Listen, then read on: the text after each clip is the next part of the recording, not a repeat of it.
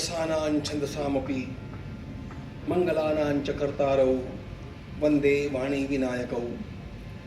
नमामि सद्गुरुं शान्तं सच्चिदानंद विग्रहं पूर्ण ब्रह्म परानंदम ईशम आनंदी वल्लभम। प्रपन्न पारिजाताय तोत्रवेत्रैकपाणये ज्ञानमुद्राय कृष्णाय गीतामृतदुहे नमः। माधुर्य रसकल्लोलां शिवशक्त्यैकरूपिणीं अमृतानुभवार्थाय वंदे ज्ञानेशनन्दिनीं। यस्य वेदमयी वाणी यस्य देवमयी तनुः यस्य ब्रह्ममयी दृष्टिः स गुरुः पातु मां सदा। आपदामपहर्तारं दातारं सर्वसम्पदां लोकाभिरामं श्रीरामं भूयो भूयो नमाम्यहम्।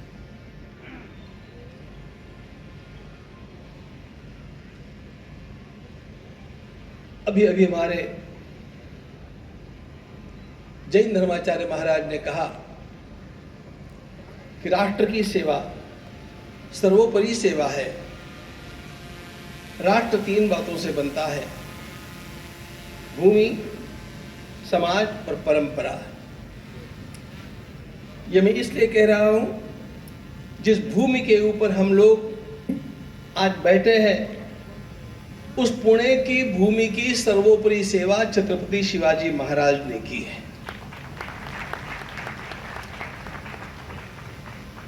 यह संपूर्ण भूमि उद्ध्वस्त कर दी गई थी आदिल शाह के द्वारा।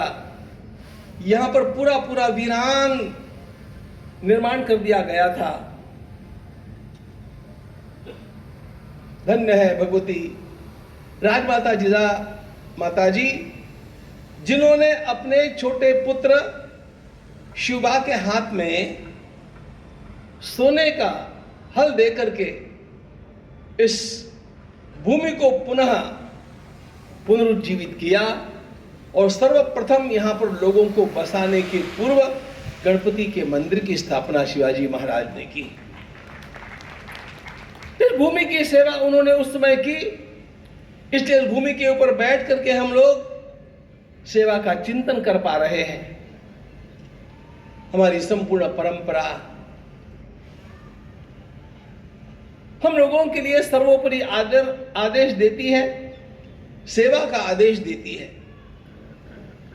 सभी प्रकार के संस्कार हमारी परंपरा ने हम लोगों को दिए। इन समस्त संस्कारों का शिखर है सेवा। वह सेवा मनुष्य को जीवन में करनी चाहिए और इस सेवा को लेकर के हमारे वेदों से लेकर के अद्यतन समस्त ग्रंथों में, चाहे वे किसी भी भाषा के संत ग्रंथ हो, सेवा का ही संदेश हम लोगों को प्राप्त होता है।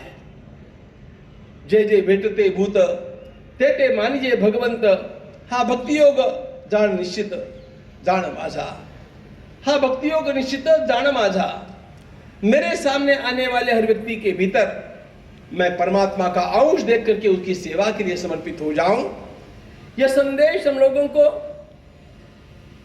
संत सम्राट ज्ञानेश्वर महाराज देते हैं।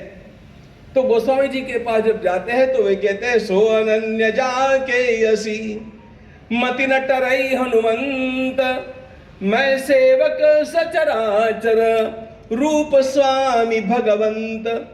मैं सेवक सचराचर रूप स्वामी भगवंत।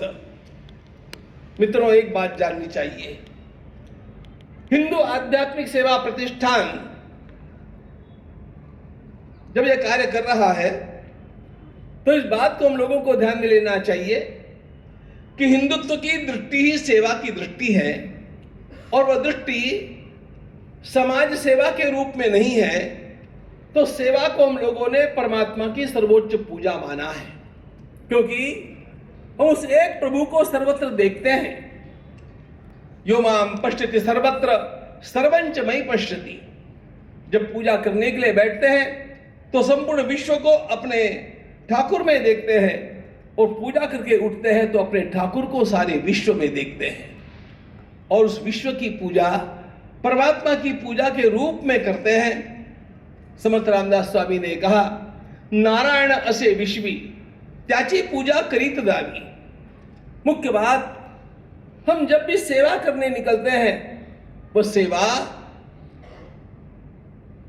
एक सामाजिक कार्य नहीं होता है, वह लोगों की मदद नहीं होती है, वह लोगों की पूजा होती है। लोगों के भीतर बैठे हुए परमात्मा की वो पूजा है। श्रीमद् भागवतकार ने कहा, अर्चये दानमानाभ्याम मैत्र्या अभिन्नेन चक्षुषा ईश्वरो जीव कलया प्रविष्टो भगवानिति। सबके भीतर बैठे हुए उस परमात्मा की पूजा मैं कैसे करूं? भगवान कपिल महामुनि कहते हैं, सबसे पहली बात यह है, दान करो। दान करो, इसका अर्थ दान संविभागा। दान का अर्थ भारतीय परंपरा में चैरिटी नहीं है, देना नहीं है। दान का अर्थ है शेयरिंग करना। जो मेरे पास है उसके ऊपर आपका भी अधिकार है। वह अधिकार आध्यात्मिक संबंध के कारण है और इसलिए मैं आपके साथ शेयर कर रहा हूं। मैं जो दे रहा हूं उपकार नहीं कर रहा हूं, उल्टा आप लोग उसे ग्रहण करके मुझे सेवा का अवसर दे रहे हैं। मैं आपका आभारी हूं, इसलिए मैं आपको प्रणाम करता हूं। इस प्रकार की दृष्टि लेकर के सर्वभूत हिते रताः, भगवद गीताकार कहते हैं, समस्त भूतों की सेवा के लिए चल पड़ो। कैसे करेंगे सेवा?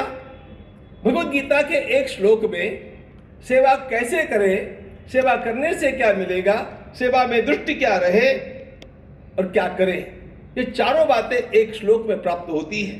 सन्नियम्येन्द्रिय ग्रामम सर्वत्र समबुद्धयः ते प्राप्नुवन्ति मामेव सर्वभूत हिते रताः। सर्वभूत हिते रताः, यह सेवा का आदेश है। यह सेवा करने के लिए मुझे कैसे होना चाहिए? सन्नियम्येन्द्रिय ग्रामम, मेरे ऊपर पहले नियंत्रण होना चाहिए। दृष्टि मेरी कैसी होनी चाहिए? सर्वत्र समबुद्धयः। यह बात मुझे इसलिए कहनी है कि मैं जब सेवा करूं तब मुझे लोगों का शोषण नहीं करना है।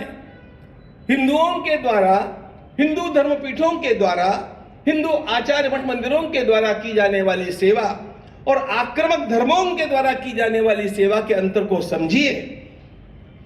वे लोग सेवा करते हैं, निश्चित रूप से करते हैं, लेकिन मतांतरित करने के लिए करते हैं। और हिंदू धर्म संगठन जब सेवा करते हैं तो लोगों को स्वतंत्र रख करके उनका किसी प्रकार का शोषण न करते हुए केवल सेवा ही सेवा करते हैं। इस अंतर को ध्यान में लेकर के चलना पड़ेगा। सर्वत्र समबुद्धयः ते प्राप्नुवन्ति मामेव सर्वभूत हिते रताः। और भगवान कहते हैं, जो इस प्रकार की सेवा करता रहेगा उसे क्या मिलेगा? भगवान कहते हैं, वो सीधा मुझ तक चला आएगा। उसने अन्य कुछ किया अथवा नहीं किया, इसका विचार मैं नहीं करता। जो लोगों की सेवा करेगा और सेवा करते समय अपने को पूरी तरह समर्पित कर देगा, भगवान कहते हैं, ते प्राप्नुवन्ति मामेव, वह अपने आप मुझ तक आकर के पहुंचेगा। इस हिंदू जीवन दृष्टि को ध्यान में लेकर के हम लोगों को चलना चाहिए। अभी भी मैंने श्रवण किया, हिंदू शब्द का स्वीकार करने में आरंभ में लोग हिचकिचा रहे थे। एक बात ध्यान में रखना मित्रों, कभी भी किसी भी प्रकार इस हिंदू शब्द के साथ समझौता नहीं किया जाना चाहिए। यह एकमात्र शब्द हम लोगों को तारने वाला शब्द है, एकमात्र। इसके अनेक पर्यायवाची शब्द मैं जानता हूं। हम सनातनी हैं, हम वैदिक हैं, हम आर्य हैं, हम भारतीय हैं, दैट्स ओके। उस विषय का गहराई से चिंतन करने का यह समय नहीं है, लेकिन सबको लेकर के चलने वाला एक ही शब्द है, हम हिंदू संस्कृति के संवाहक हैं और हम उस भारत माता के पुत्र हैं जिस भारत माता ने हम लोगों को किसी पर आक्रमण करना सिखाया नहीं, लोगों को संस्कार देना सिखाया, लोगों की सेवा करना सिखाया। आक्रामक धर्मों को जानिए और अनाक्रामक धर्म को जानिए। भारत में जितने भी संप्रदाय निर्माण हुए, भारत में जितने भी पंथ चले, भारत में जितने भी उपासना मार्ग खिले, ये सभी के सभी अनाक्रामक हैं। इन्होंने किसी पर आक्रमण नहीं किया और भारत के बाहर से आए हुए जो भी है वो आक्रामक है। इस बात को हम भूले नहीं।